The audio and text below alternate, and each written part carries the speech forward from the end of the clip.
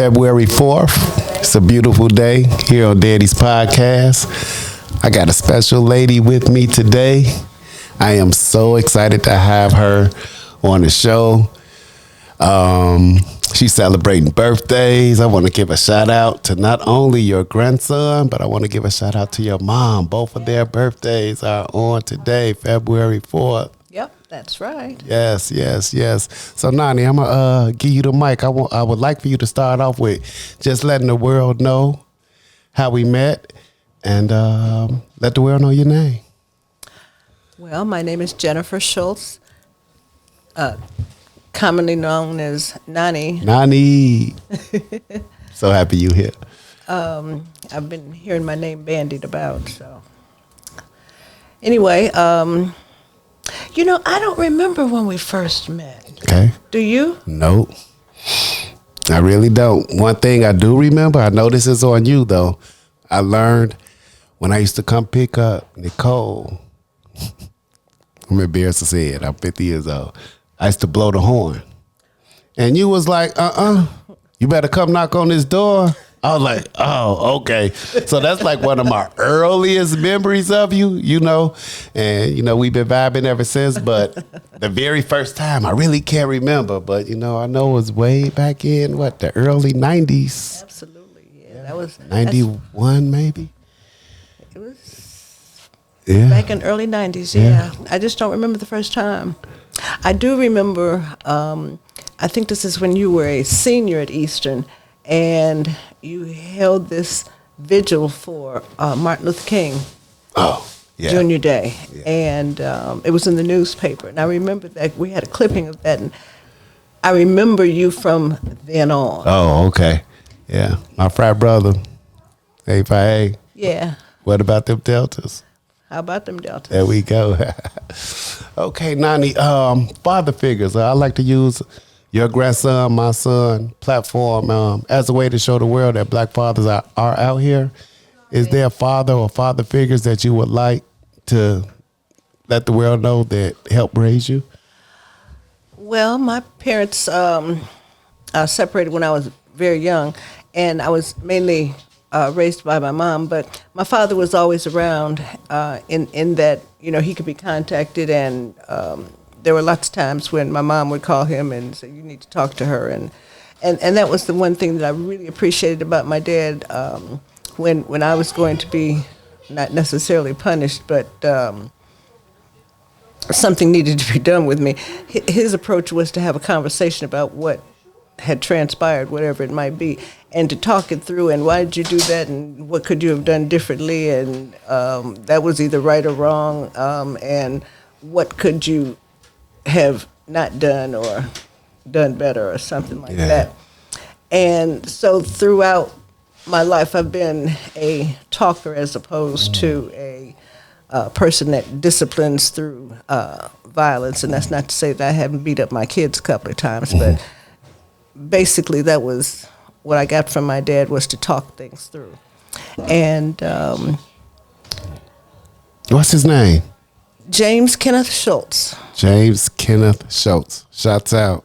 Yes. I really feel like he was ahead of his time, like to be able to discipline you through questioning. I think that was so great back then, because I was like, it felt like that's what the mamas did, and the daddies was more of like, you better do what your mama said, these hands gonna get on you. So to hear that it was a father doing that, because now that's what I do. I ask questions more to see what is the root of the problem instead of just going and beat it out. Right. And explain why I should have, if I don't come with why I should have done something different, explain to me why this wasn't right or why this was wrong. And, we had conversation about stuff, and part of the punishment was that you had to listen to the lecture. And that's what I have learned. It can be just as good a punishment sometimes as beating up your kids, is just to sit there and lecture, and they just have to sit there and listen to it. Yeah. And sometimes I think they wish that you just go ahead and just beat me up and just leave me alone, but don't keep just talking to me. I like the word conversation. I got stuck there for a minute. Fathers, let's have conversations with our kids. Yeah, sit down and talk to them. Conversations. See why they're feeling the way that they're feeling, because it's a lot of pain. that's going through our kids, and we got to find it. You know? Exactly. Yeah. Exactly. Yeah. Conversation. I like that. January 28th, Nonnie. And Nonnie is February 4th. Like, people are hurt regarding Lil Greg's death. And when I say this, I'm not slighting anyone, but I just think as far as me seeing physical pain on somebody regarding the loss of Lil Greg, I don't know if I have seen any more physical pain as many times as I have seen it, you know, the tears rolling down your eyes. So I'm not asking you this to make you cry. And if it happened, but we trying to keep it good. I know this is a hard conversation for you, but if you can just kind of share with the world, you know, your life on that day.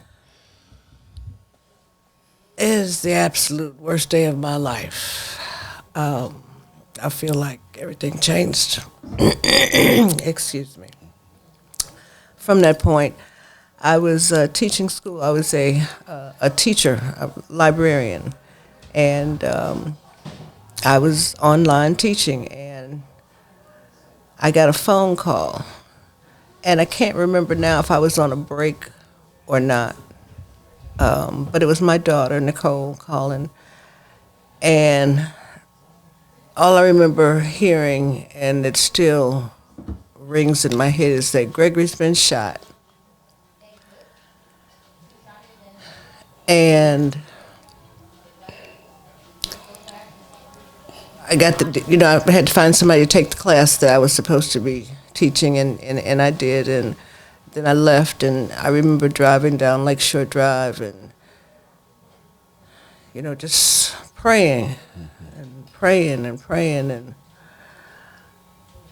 I just can't remember exactly now. I know I arrived at the place that I was supposed to go to, and, you know, it's just a blur now, but I do remember praying going down Lakeshore Drive. And when I parked, I approached the group of people that was there, and I remember that Candace came over to me and put her arms around me. And she said, "Nonnie, he's gone. He didn't make it." And I remember that my knees buckled and my life changed forever. And it was just like, no, no, no, no, no. Whew, I'm so sorry.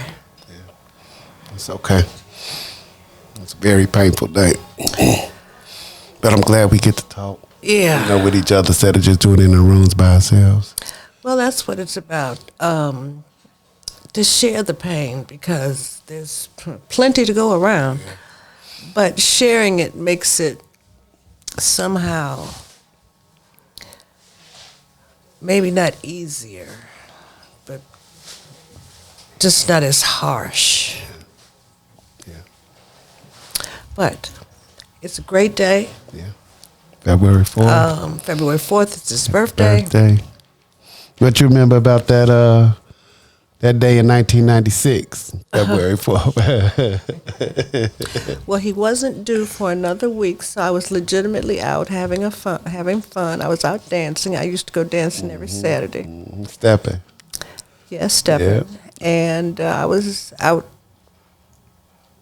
doing that. Mm-hmm. And it's not as if I wasn't where they couldn't find me, because they did. And I got a call from the DJ. Well, DJ announced over. The DJ announced you? Mm-hmm, that I had a phone call, and that I should respond to this phone call. I don't know, as we had cell phones at the time. Mm-hmm. And so I responded to the phone call and got the word that Nicole was in labor. Mm. And so I immediately left and went and picked up my girlfriend, Cynthia. We call her Big Mama. And went and got Nicole and swooped her up. And she had irritated my mom so much, my mom went on home. And we went on our way to the hospital. Mm. And yes, I made a few mistakes on the way. But we got there in time. and this light came into our world. Yeah. Yep. And you called me. Did Thank I? you. See, Yeah. I don't. Yeah. You called it's a me and you blur. said, "Baby, it's time." I was sitting there talking to my mom in the dining room. Yep. I jumped in the car from Country Club Hills and made it out to the west side. And a Yeah. beautiful light was brought into the world. Yeah, a beautiful light was brought into the Yeah. world. Yes. Yep. Yep. That's him. Funny story. A lasting story.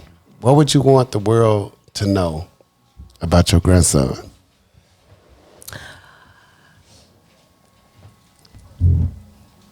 What would I like them to know is that he was a cool guy. He was a nice guy. He was a nice man. He had always had a good spirit.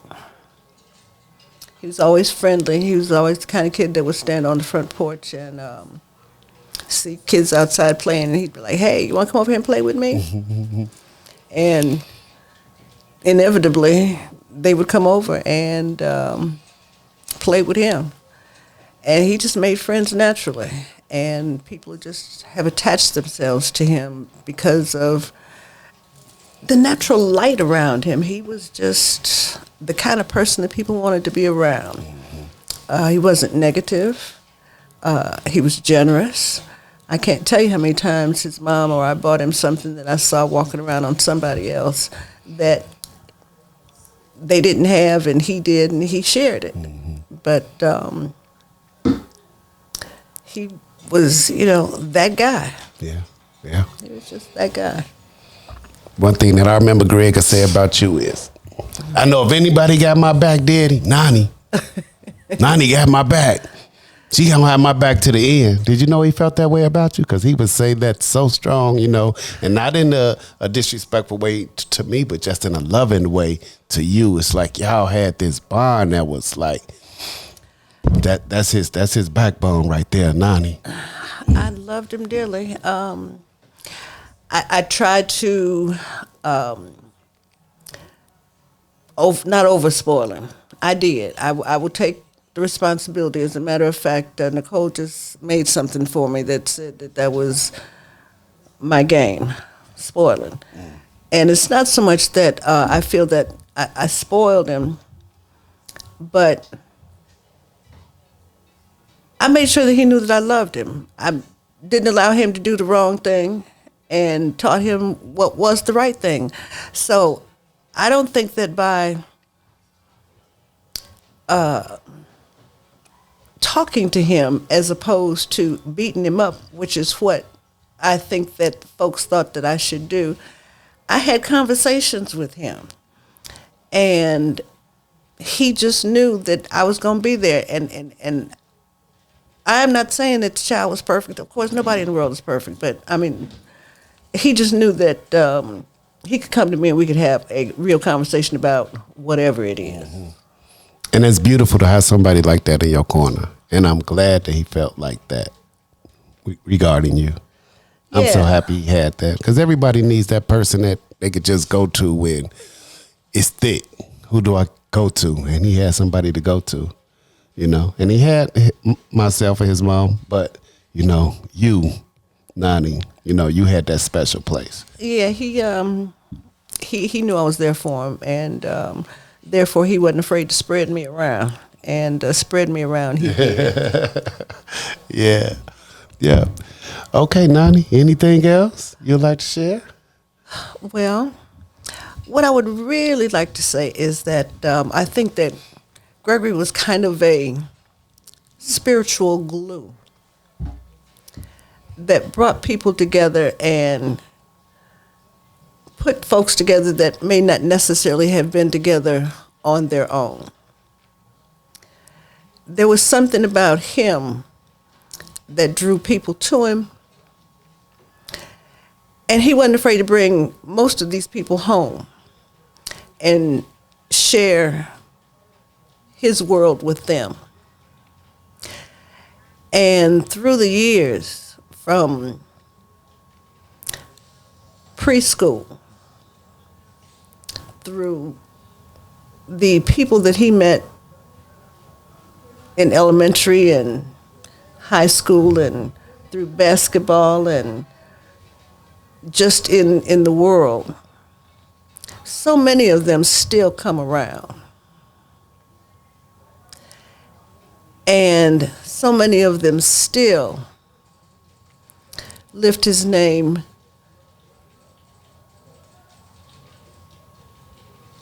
like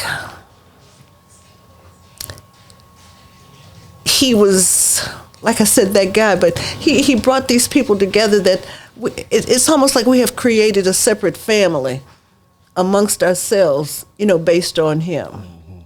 It was the kind of light that he had as a person, and then the kind of glue that pulled us all together, that has kept us together through the years. Like I said, from preschool, I've got kids that still come around downstairs right now, and elementary school. And these are girls and guys that still call and still ask about us because of him. Yeah. And for that, I'm really grateful that he brought all these folks together. He wasn't here to continue the journey with us, but somehow or other, the right people are in place that have created this family that are all my grandsons now. And many of them, as they were growing up, I would bring to you to be a surrogate father figure, because I respected you so much. Thank you, Nonnie. And I want you to know that I feel that way. Thank you, Nonnie. I know that a lot of times you must have thought to yourself, what's going on? is she bringing another kid around? I did think that. I did think that. I said, oh, no more. Okay. I'm going to do these two and I'm good. The rest of them, but I would just know from love from afar. But they kept coming, and you kept stepping up. Yeah. And so I so appreciate you. Thank you. Thank you for seeing me like that and sharing me. Yeah. That's what I call spreading you around. Yeah, thank you. And I appreciate it because they still call me, a couple of them, not as many as you, but, a couple of friends from No Limit, a couple of friends from basketball, they still call, check on me, make sure I'm good. It's like the thing, and I appreciate that. You never know how much effect you have on a kid's life. And you pick and choose the kind of people that you want your children to be around. And I was a good picker in picking you. Yeah. Thank you for accepting me. I appreciate it. I'm so happy you came, Nonnie. Yep, I love you. Love you more. Daddy's Podcast, February 4th. Happy birthday, Greg. Barbara. Yep, Mom.